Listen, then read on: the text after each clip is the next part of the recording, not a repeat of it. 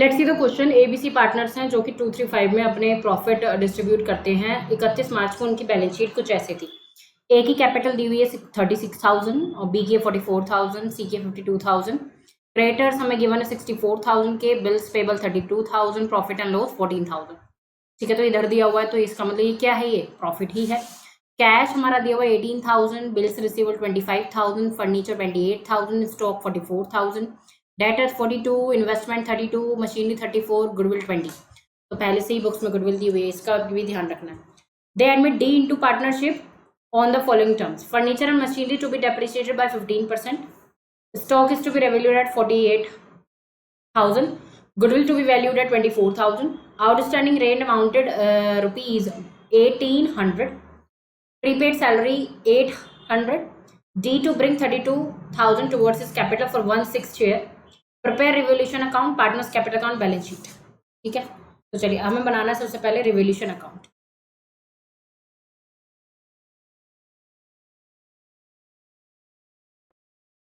तो ये फॉर्मेट मैंने रेडी कर दिया। अब देखते हैं वन बाय वन क्या क्या चीज़ें हमें करनी है। तो फर्स्ट पॉइंट है, हमें मशीनरी और फर्नीचर को डेप्रिशिएट करना है 15% से। तो हमारा जो फर्नीचर दिया हुआ है वो 44,000 का दिया हुआ है। 44,000 का अगर मैं 15% निकालती हूँ तो मुझे मिलता है 6600। तो क्योंकि डेप्रिशिएट करना है तो वो हमारे लिए लॉस है, और लॉस आ जाता है हमारा डेबिट साइड कितना, 6600। अब बात करते हैं मशीनरी की। मशीनरी हमें दी हुई है 20,000 की, नहीं ये तो गुडविल है। मशीनरी हमें दी हुई 34,000 की, और 34,000 का 15% अगर मैं निकालूंगी तो मुझे मिलता है 5100। ठीक है, देखिए यहाँ पर फर्नीचर जो दिया हुआ है वो 44,000, sorry cash 18,000, bills receivable 24,000, furniture जो है वो 28,000 दिया हुआ है। तो 28,000 का 15% हमें निकालना पड़ेगा, दैट इज 4200। ठीक है, 4200 अपना आ जाएगा। उसके बाद स्टॉक इज रिवैल्यूड 48,000। अब स्टॉक कहाँ है, 44,000 का है, स्टॉक को रिवैल्यू करना है 48,000 से, तो हमारे स्टॉक में फायदा हो जाएगा। तो बाई स्टॉक 4,000 यहाँ पर आ जाएगा। उसके बाद गुडविल का अभी पार्ट नहीं करते। आउटस्टैंडिंग रेंट हमें दिया हुआ है 1800 का। तो आउटस्टैंडिंग रेंट जो होता है हमारे लिए लाइबिलिटी होती है। आउटस्टैंडिंग रेंट हमारे लिए क्या है, लाइबिलिटी है, तो ये बढ़ जाएगी तो यहाँ पर आ जाएगी। और प्रीपेड क्या था नेक्स्ट, प्रीपेड सैलरी हमारे लिए एसेट है, तो वो यहाँ पर आ जाएगी। Prepaid salaries 800। क्या डन है। उसके बाद क्या बचता है, अब ये तो कैपिटल, ओके, तो यही हो गया हमारा रिवोल्यूशन। अब देखते हैं रिवोल्यूशन में हमें प्रॉफिट हो रहा है या लॉस हो रहा है। तो इधर है 4800 और इधर ज़्यादा है, तो हमें लगता है कि हमें जो है इसमें लॉस होगा। तो 4200 प्लस 5100 प्लस 1800, तो ये अपना है 11,100, 11,100, और ये हो रहा है हमारे रिवोल्यूशन का लॉस, जो ट्रांसफर कर देंगे हम किस में, ए बी सी के अकाउंट में, किस में, 235 में। अब इसको ए बी सी में ट्रांसफर करेंगे किसमें, 235 में, ओल्ड रेशो में। तो इंटू 2 डिवाइड बाई 10, तो ये आ जाएगा 2220।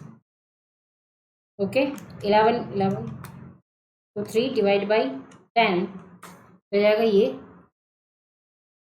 और ये आ जाएगा, सॉरी ये आ जाएगा 5550। ठीक है, तो ये हो जाएगा इसका।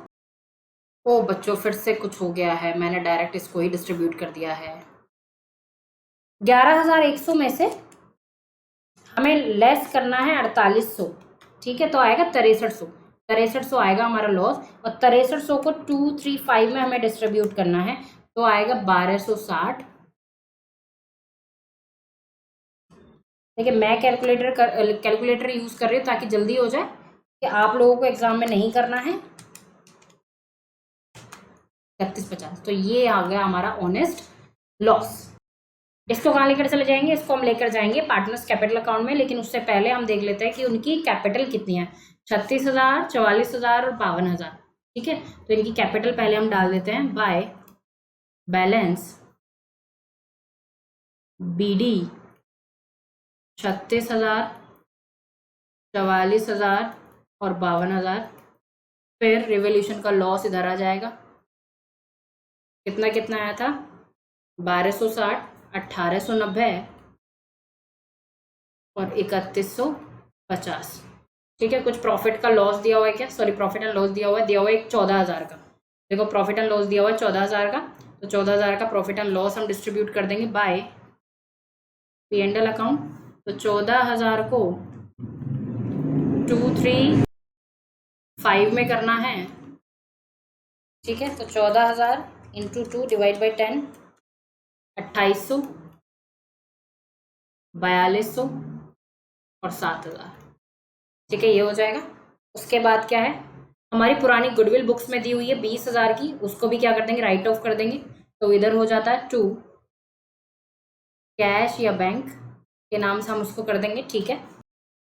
या फिर कॉम्प्लिकेशंस ना करें तो हम इसको गुडविल के नाम से ही रिटर्न ऑफ कर देते हैं। आप हमेशा क्या करना, गुडविल के नाम से ही इसको रिटर्न ऑफ कर देना, कोई दिक्कत नहीं है, जो बुक्स में पहले से दी हुई है। तो 20,000 को जब हम 235 में करेंगे तो ये आ जाएगा 4,000, 6,000 और 10,000, ठीक है। अब क्या बचता है, अब डी जो कैपिटल लेकर आया वो डाल देते हैं बाय कैश, कैश में लेके आया, चलो ठीक है। कितना लेकर आया है, वो लेकर आया 32,000, ठीक है। कितनी लेकर आया, 32,000 वो लेकर आया है। अब देखते हैं कि उसकी गुडविल की ट्रीटमेंट हमारी बाकी है, वो देख लेते हैं। तो गुडविल की 1/6 है और फर्म की जो गुडविल है 24,000 है, तो उसकी जो गुडविल हो जाएगी 4,000 हो जाएगी। और इस 4,000 को हमें पुराने पार्टनर्स में जो है सेक्रीफाइसिंग रेशियो में क्या करना है, एडजस्ट करना है, ठीक है। तो देखते हैं, ठीक है। तो एडजस्टमेंट वाली एंट्री बन जाएगी D debit to A to B to C. तो मतलब सेक्रीफाइस तो यही तीनों करेंगे, जब सेक्रीफाइस ये करेंगे तो ये गेन कर लेगा, है ना, क्योंकि इसके बारे में कहा नहीं गया है कि वो कैश में लेकर आया नहीं लेकर आया, तो इसका मतलब गुडविल लेकर नहीं आया, तो इसका मतलब ये एंट्री बन जाएगी। तो 4,000 को हम लोग करेंगे सेक्रीफाइसिंग में, और सेक्रीफाइसिंग रेशियो के बारे में अगर कुछ ना कहा गया हो तो हमारा जो ओल्ड रेशियो होता है वही सेक्रीफाइसिंग रेशियो होता है। तो 4,000 को 235 में डिस्ट्रीब्यूट करेंगे तो हमें मिलेगा 800, 1,200 और 2,000, ठीक है। तो अब देखिए इसकी एंट्री क्या होगी, डी हो रहा है डेबिट, डी हो रहा है डेबिट, तो यहाँ पर करेंगे 2A to B to C, 800, 1,200, 2,000, और यहाँ पर करेंगे बाय डी 800, 1,200, 2,000, ठीक है। तो ये हो गए अपने क्या, एडजस्टमेंट सारी हो चुकी हैं। अब हमें क्या करना है, सिंपली बैलेंस निकालना है इनका, ओके। और वो बैलेंस कहाँ चला जाएगा, इसका बैलेंस शीट में आपका चला जाएगा। तो मैं जल्दी से इसको कर देती हूँ क्योंकि मैं तो जल्दी कर ही सकती हूँ, आपको तो खैर कैलकुलेटर के हिसाब से करना है। तो इधर का टोटल आ जाता है 39,600 ए का, इसका आता है 49,400, इसका आता है 61,000 और इसका आता है 32,000, ठीक है। और अब जो बैलेंसेस निकाल के मैं लिखूंगी बाय बैलेंस CD, जो मैं कहाँ लेकर जाऊंगी, बैलेंस शीट में लेकर जाऊंगी, वो होगा 34,340, 41,510, 47,850 और आपका 28,000, ठीक है। उसके बाद ये सारा टोटल आप जैसा इधर है वैसे हम लिख लेंगे, ठीक है। इसमें तो कोई नई चीज़ नहीं है, ओके। तो मैंने बस क्या किया है, क्योंकि यहाँ पर कैपिटल एडजस्टमेंट तो हमें करना नहीं, वो हम आगे सीखेंगे, तो मैंने क्या किया, इन सबका टोटल करके इंडिविजुअली और इधर जो बैलेंसेस थे उनको लेस कर दिया है। अब इसी को हम कहाँ लेकर जाएंगे, अपने बैलेंस शीट में लेकर जाएंगे। तो कैपिटल में लिखेंगे ABCD 34,340, 41,510, 47,850, 28,000, तो टोटल कैपिटल 151,700। क्रेडिटर्स को लेकर कोई भी एडजस्टमेंट नहीं थी तो सेम आ जाएंगे 18,000, ठीक है। और बिल्स पेबल आ जाएगा आपका, बिल्स पेबल आ जाएगा, ये जो अपने हैं ये अपने 64,000 के हैं, ठीक है, ओके। 64,000, बिल्स पेबल जो है अपने 32,000 के हैं, और आउटस्टैंडिंग रेंट जो है अपना वो है आपका 1,800 का, ठीक है। तो इसका टोटल आ जाएगा 24,9500। अब देखते हैं एसेट साइड में, एसेट साइड में अपना कैश है, तो देखिए कैश पहले कितना था, कैश था पहले अपना 18,000 का, और 32,000 क्या लिया है, वो कैपिटल लिया है, ठीक है। 32,000 क्या लिया है, वो कैपिटल लिया है, तो टोटल कितने का हो गया, 50,000। बिल्स रिसीवेबल अपना हो जाएगा 24,000 का, ठीक है। फर्नीचर पे क्योंकि डेप्रिसिएशन लग गया है तो माइनस करके हमारा फर्नीचर बचेगा 23,000 का। एक बार अमाउंट देख लेना, ठीक है। स्टॉक है अपना जो हमने रिवैल्यू किया 48,000 का, और डेटर्स हैं 42,000 के, ठीक है। इन्वेस्टमेंट है 32,000, ठीक है। और मशीनरी है 28,900, और प्री पेड सैलरी है 800।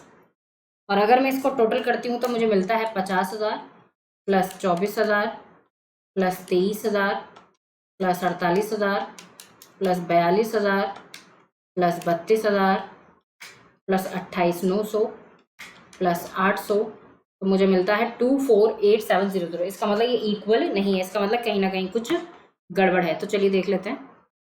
तो ये बस फर्नीचर यहाँ पर 23,800 आएगा, बाकी सब सही है, तो अपना टोटल हो जाएगा 24,9500। तो ये हुआ question complete. And simple question था, अभी केवल हमने बनाना सीखा है इसको। And I hope this is a proper explanation to this question.